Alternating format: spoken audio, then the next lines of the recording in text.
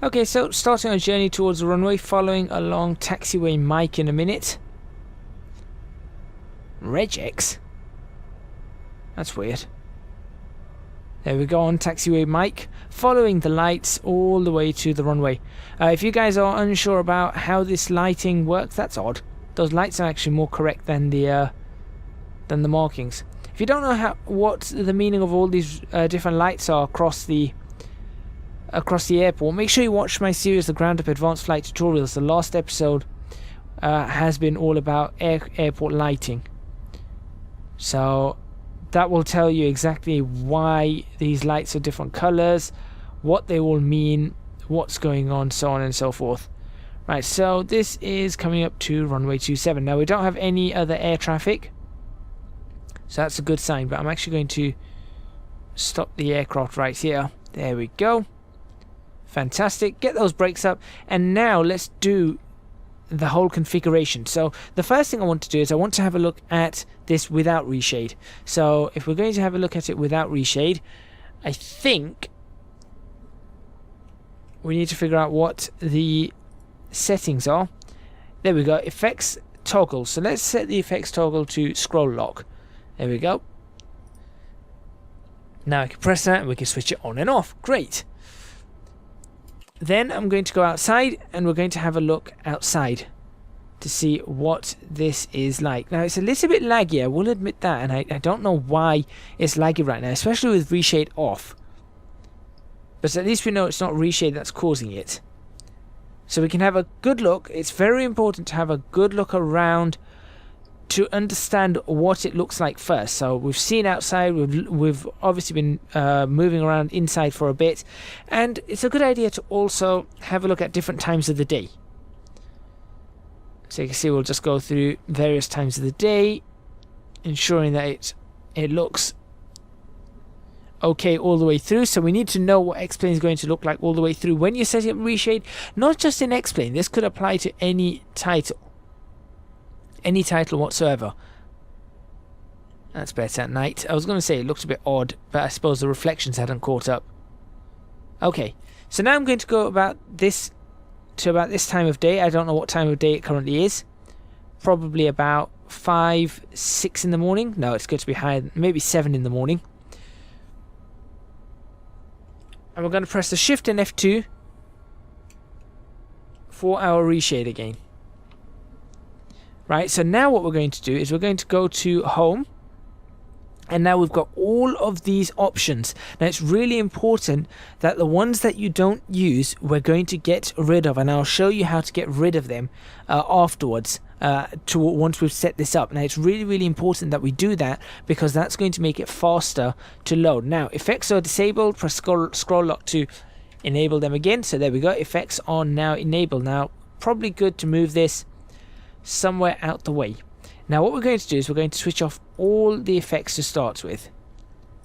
So HDR is off, fast approximation, fast anti-aliasing, that's off, the tone map is off.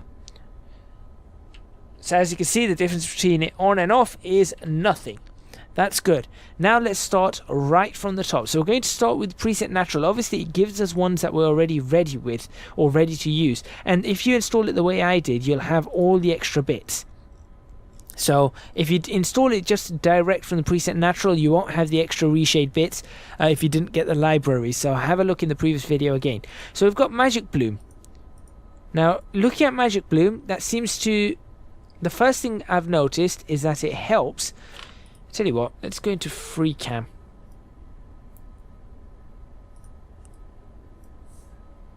Is it C for free cam? Yes.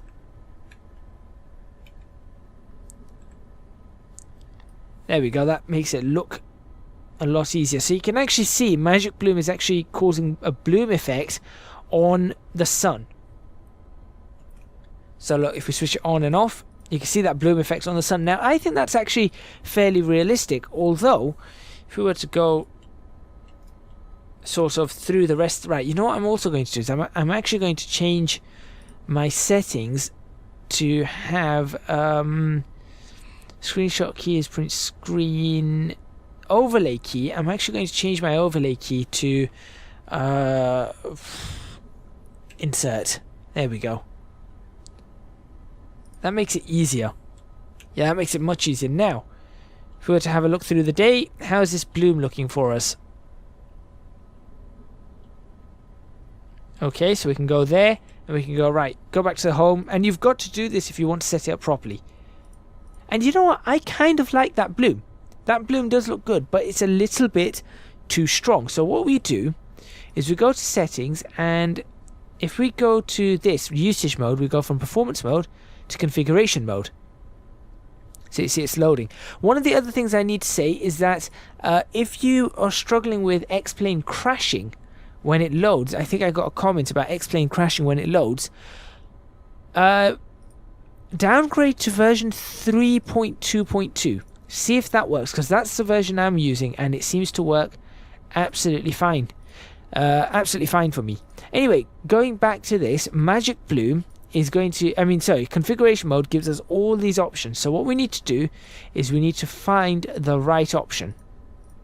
So you see I've got all of these, and we're going to find the right option to get the best screenshots that we can get, of course.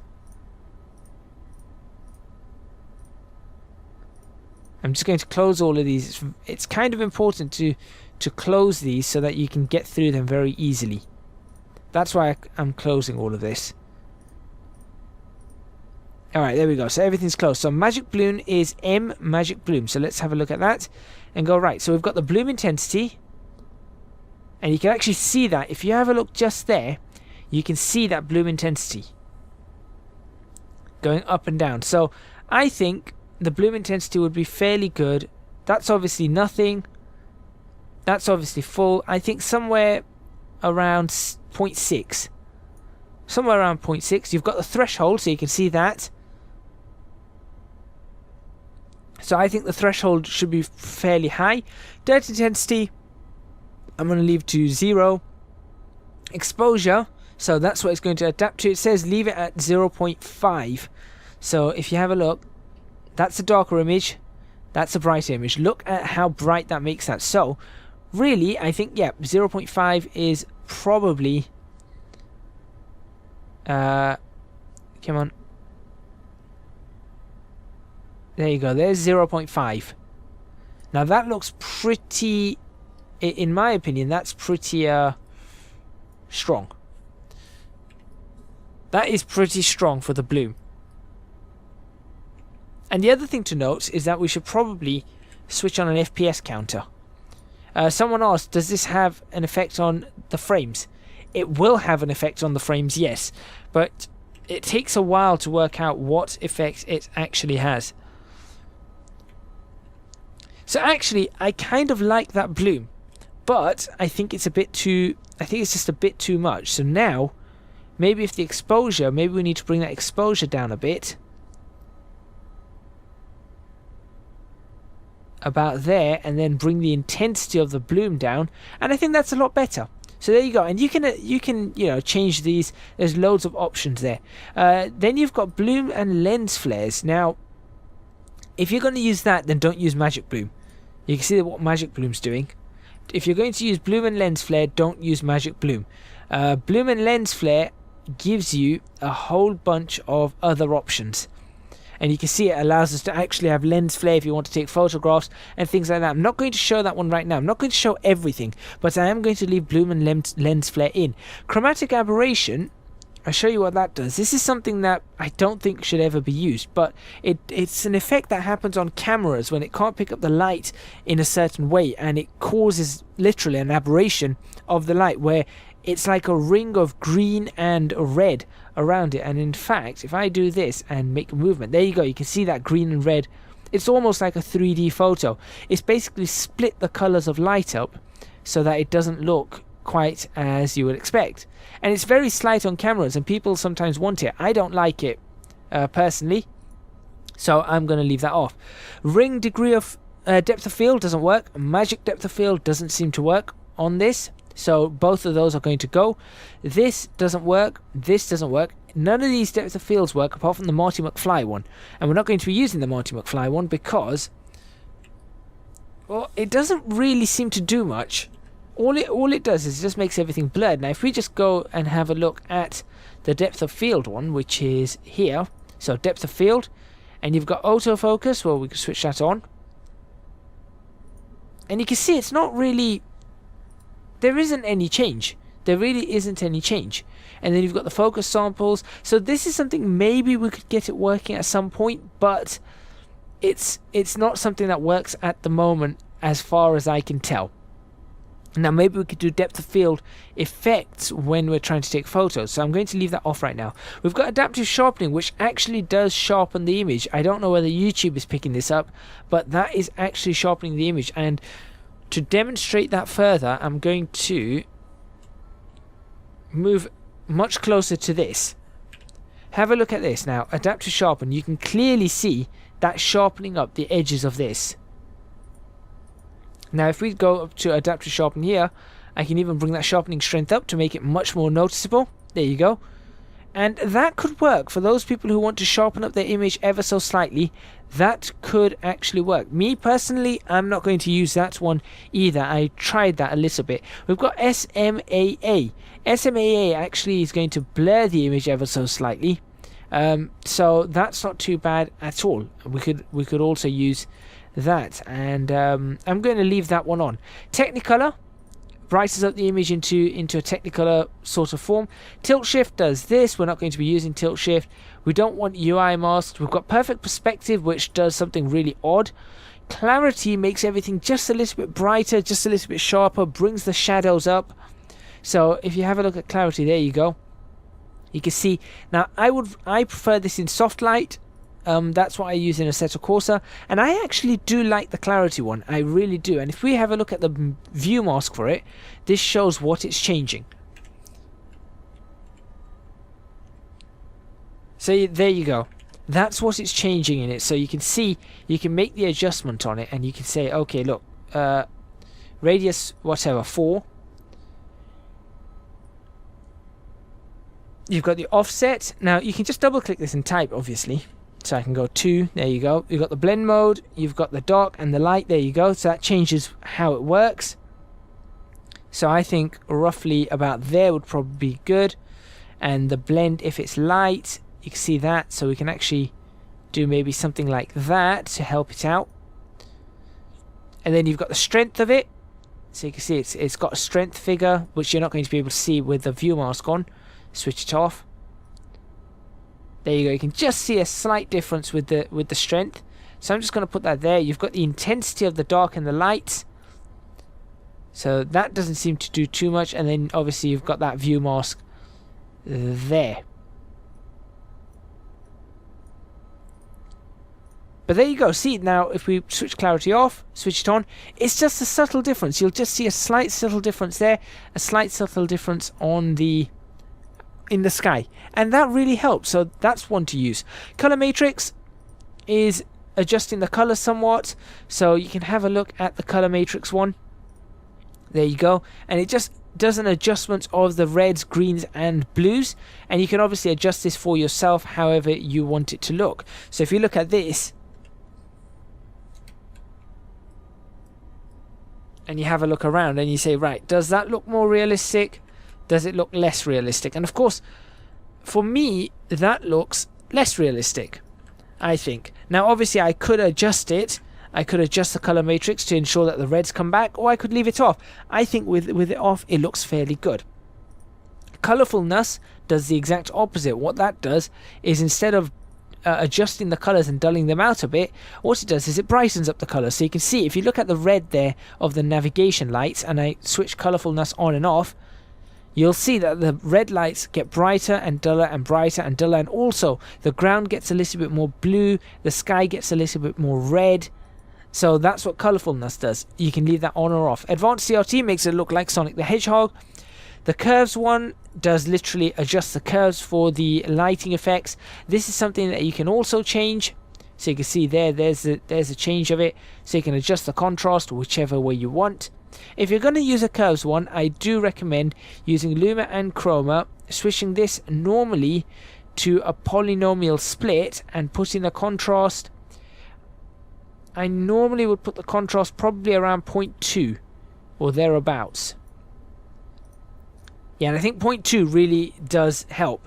But you can see that this will have an effect on your frames. You've got the debanding. Now what debanding does is, now this is going to be interesting. I'm going to try and show you debanding. So for this, I think we have to get pretty close to this aircraft to have a chance of seeing this. If I go to deband, there you go. You've got cutoffs. There you go. Can you see the edges where what it's doing? It's trying to deband the edges by fuzzying, sort of blurring them out, as if you had bands. So what it's trying to do is it's just trying to clean up the bands. But obviously, the more you do it, the more you see. But you'll see it's always around an edge. So it tries to clean up an edge. Now, me personally, I've played with deband a little bit. I don't like it.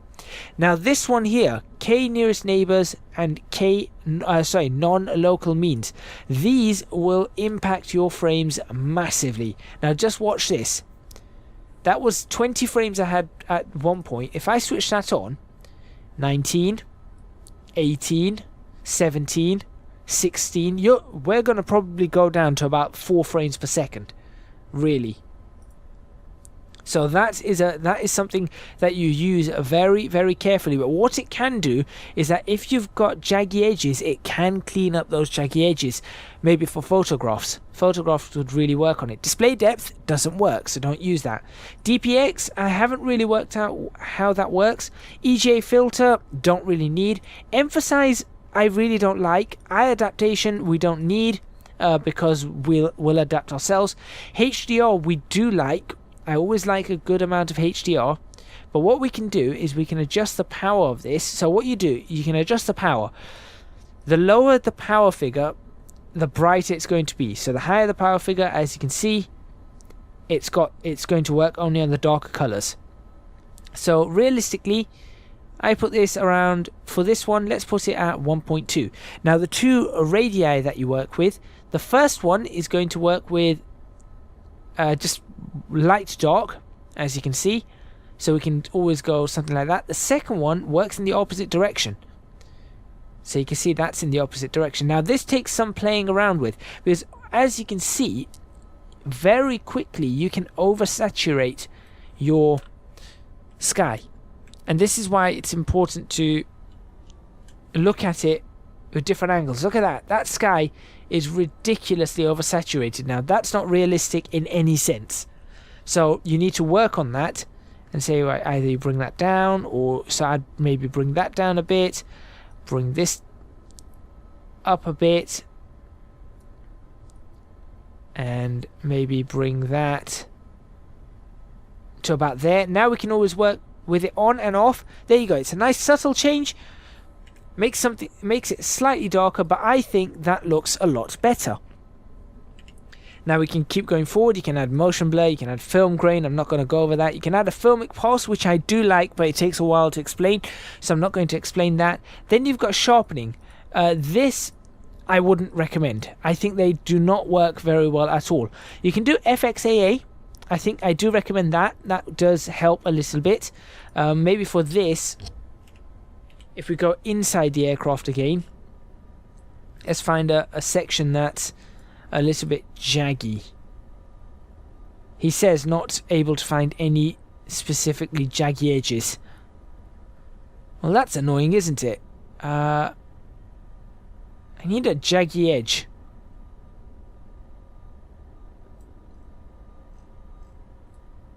Okay, that edge there looks a little bit jaggy. So if we go FXAA, there you go, that edge looks a lot cleaner. You can just see it's a subtle difference, and you can work on it a little bit more, but there is that. You've got high pass sharpening as well. You've got the Gaussian blurs, which I don't really like. Glitch B doesn't, it's just broken. It doesn't even work. HQ4X you don't need. Levels, what levels does, if we go outside again, you can see that's looking quite good. That really is looking quite good. If we go to levels, what it does is it brings the darks down and the lights up. So if we go to levels, like so, you can see the black point and the light point. So you can see everything darker than that is black, everything whiter than that is going to be completely white. So you've got range from 0 to 255. Now really what I do on this is I have the white right the way up, and I normally put the black to about 5, just very subtle. And even the whites, I guess you can put slightly down to 250. All I do is a very subtle one, and you can highlight the clipping and you can see what is and isn't staying black and white. So you can see there that at 5, come on, at 5, that is what's turning completely black. Those sections are now pure black, and then you've got the white as well, which you're not going to really be able to see. So that's how that works. And just to switch it on and off, you can see the difference. Just very, very slight difference. Pretty good. You've got the lift gamma gain, which I also quite like using. Actually, no, lift gamma gain is not the one I like using. There is one with gamma that I like using. Any of these ones I'm not going to use because I don't think they work. You've got the LUT, the LUT, which doesn't. You've got monochrome. You've got ambient light, which makes it look kind of interesting. In all honesty, if you're looking at that, it does make it look kind of interesting. And the ambient light actually takes in the light outside and then adds this dust effect and light effect. You can really mess around with this one a lot. So you can see we can actually add a lot of tint to it. Just a little bit of tint, make it very subtle. You can have the dirt effects on or off, so you can have some dirt on, dirt off, whatever it is, dirt textures. You can add some vibrance. Whatever it is, adaptive, you can make it light dependent, warm or cold. Light dependent is normally the best. Then you can increase the amount of dirt or decrease the amount of dirt. You can play around with this lens as well. And then you can see it just makes, or you can just leave it off and just have a slight difference using that ambient light, which I think with the slight difference it does work. You've got MXAO, that's ambient occlusion, I believe, and it doesn't seem to, I haven't noticed this working in all honesty. In all honesty, I haven't noticed this work, but I need to do more work on it, of course. But the one thing I am going to tell you guys is if you can get that working, be careful because it will eat up your frames very, very quickly. Night vision's not needed. Nostalgia's not needed. ASCII is interesting but not needed. You've got chromatic aberration we've already looked at. We've got reflective bump mapping, which is not needed. We've got tint, borders, not needed again. Technicolor, not needed. Cartoon, not needed. Chroma key, not needed. You can use the tone map. Tone map's usually a good one. So let's go to tone map. And I think that's probably the last one I need to show you guys. So you can have a look at this, and this is the one that I use. You can adjust the gamma, the exposure, the saturation, the bleach, and defog. Now defog I don't use. Let me show you what defog does. That's what defog does. I don't like that.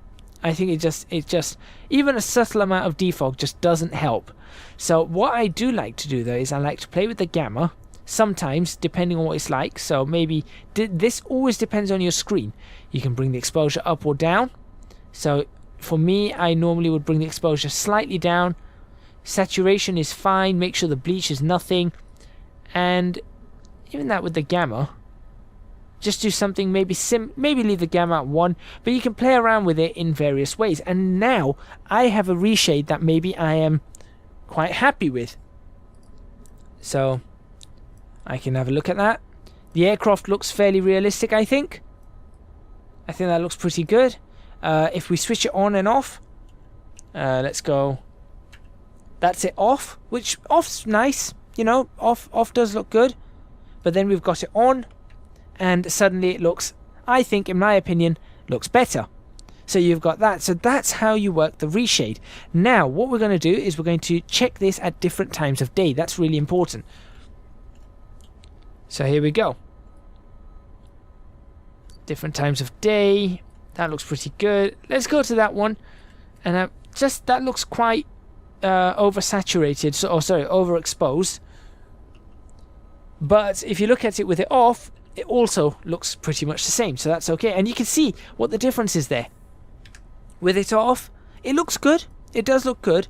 But with it on, that looks even more realistic. That really does look a lot more realistic. So we can continue through the day. check it everywhere, make sure everything is alright. That's looking pretty good. All the way through. And now let's go into the night. Let's see what it looks like at night. Right, so at night we're looking at it and we're seeing something like this. Now you'll notice with it off, it's a lot easier to see. So that means at night you may need, especially if we go inside, you may need to be using a different preset at night. So that's something to consider. So you may need to have a different one for the night and a different one for the day. And what I'm going to do is I'm actually going to go back to some sort of sunset-y time, like that. And I'm actually going to now just take off, and we're just going to do a quick flight. Maybe probably won't land, but we're just going to do a quick flight, and then at the end I'm going to show you what to do with the ones that we aren't using. So let's go ahead and do this. Brakes off. Here we go. One stage of flaps.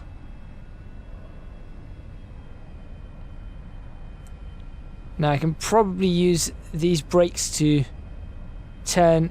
Yep.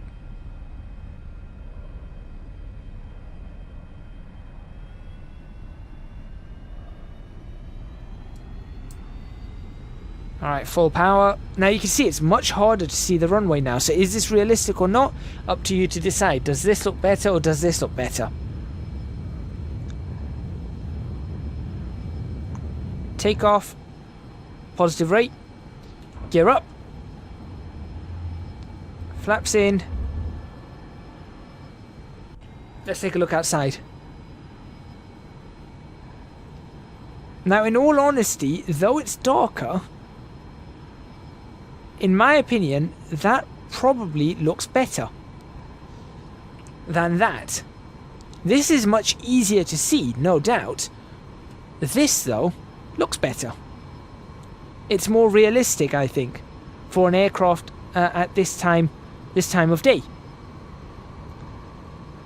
So you can see that now. Obviously, we can even go here and we can switch off our FPS. There we go.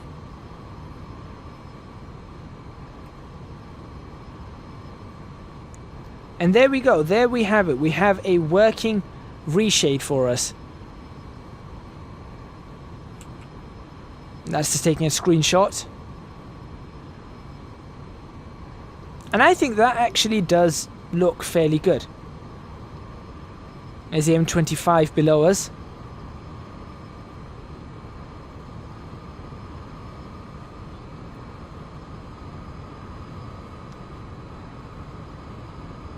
Right, it's really difficult to fly from outside. Really, really is difficult to fly from outside. But that looks like a fairly good working reshade, as you can see. So that is how you set up your reshade for X-Plane 11 after installing the FS enhancer. So I know a few people were a bit concerned as to how it looks and what's going on. Well, this is reshade now working. I'm fairly happy with this one. Maybe not the greatest for the night, but it's certainly good for the day. And just to check at night again. There we go, we're now at night. As a matter of fact, overall, that doesn't look too bad at night. Why are a lot of the lights missing? There's a bunch of lights missing in the distance that we need to fix. That's not to do with reshade. That's something else. Yeah, that's definitely something else. But you can see the aircraft's really dark though. But that would be considered realistic. If you were inside the aircraft and looking out over the wing. How do I do this?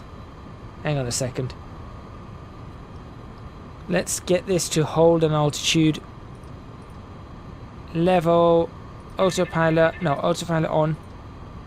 Just level, please. Vertical speed. No, just get me level flight. That will do for now. That's enough for me to just move back.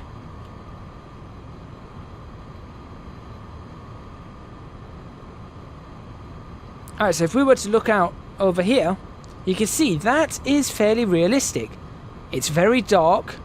There's no lights on in this section of the plane, and you can see outside, as opposed to this, which is very, very lit up. Now, that being said, maybe we could light up the inside of the aircraft a bit more, because it looks like there is supposed to be one light just there, so maybe we could light up that inside a bit more and then work a little bit on getting the outside darker. But that's, again, a lot of things that take time.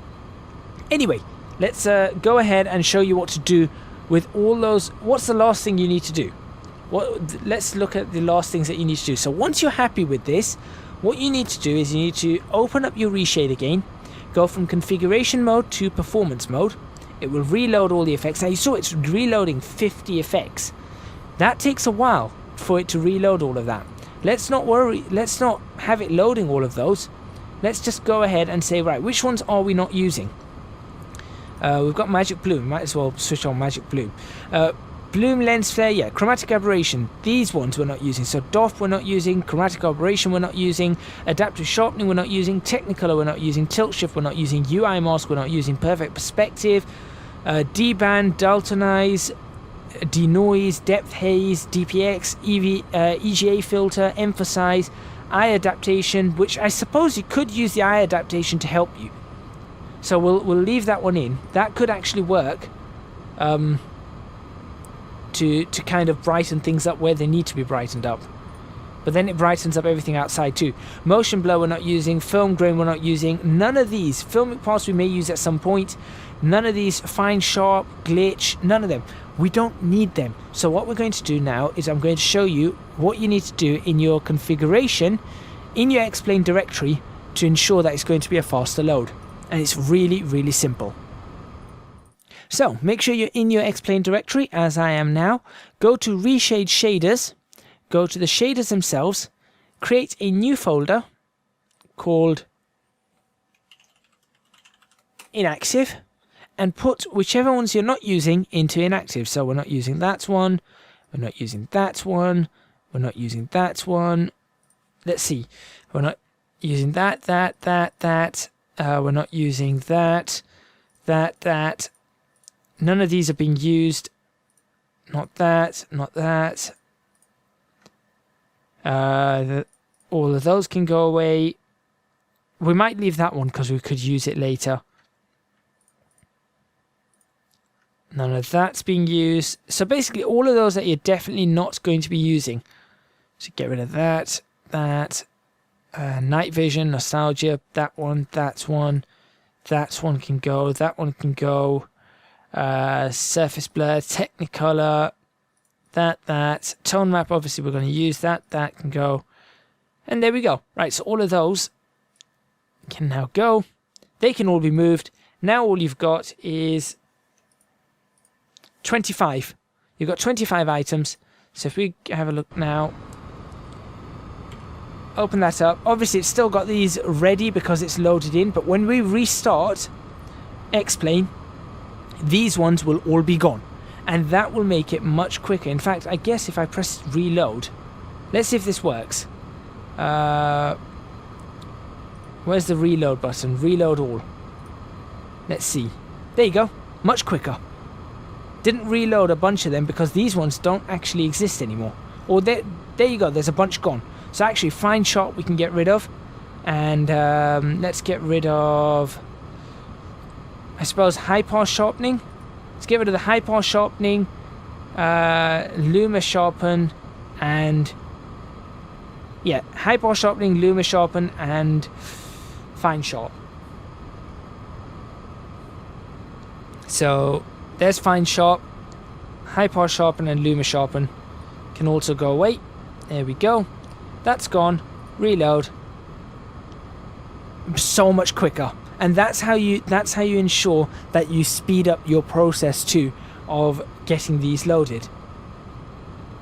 And that's all there is to it. and now we can add, you know, if you wanted, you can play around with a bunch of sharpening, you can play around with bringing the gamma up. Look, for example, if we're not happy with this, if we go back into the configuration for the tone map, we could always bring it up to make sure that the gamma is slightly higher at night, have a different style, and so that it looks slightly brighter like this. Because this maybe, yes, maybe this is a little bit too dark, but then we could play around with the levels too and say, well, maybe the blacks are too black and the whites are too white, so we need to adjust those so that we can play around with that sort of stuff.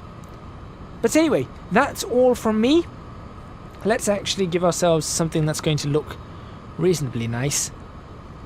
Look at that. Let's turn ourselves. Where's the heading on this? That one there. And heading hold, please. Thank you. Let's turn ourselves onto... Let's have that as an altitude hold 2. Thank you very much for watching. Please remember to hit the like button if you like this video. Subscribe to the channel for more videos on X-Plane 11. Leave a comment in the comments box below letting me know what you think. Hopefully that helped you understand what we're looking at in X-Plane and how we're actually going about doing things. It's looking good. But always, as always, make sure you leave a comment letting me know if there's something you don't understand. Let me know what add-ons you want me to look at. I will be trying to look at as many add-ons as I possibly can. Obviously, the graphics add-ons are big ones, but I'm going to try and get aircraft and other add-ons as soon as possible. Don't forget to support me on Patreon, www.patreon.com/ecgadget. I would really appreciate your support. It would help me out a huge amount, especially in being able to purchase add-ons and things like that and make a career out of this. So I would really appreciate that if you guys can do so. And also follow me on Twitch, twitch.tv/ecgadget. That's all from me, and I'll see you guys next time in X-Plane 11.